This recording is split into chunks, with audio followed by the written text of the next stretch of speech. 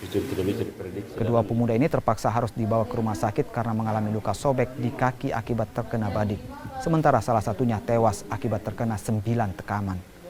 Kedua pemuda ini berkelahi karena korban menegur pelaku mengendarai motor dengan kecepatan tinggi. Tak terima ditegur, perkelahian pun terjadi. Polisi yang menangani kasus ini telah menangkap pelaku penikaman bersama barang bukti badik. Sementara korban tewas langsung diambil keluarga untuk dimakamkan. Saya lihat tadi karena belum ada visumnya, saya hitung ya secara langsung sekitar 9 tikaman.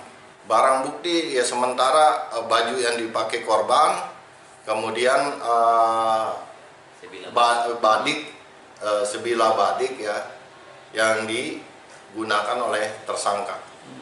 Tersangka sendiri sudah diamankan? Tersangka kami tadi amankan di Polsek Bontomaranu.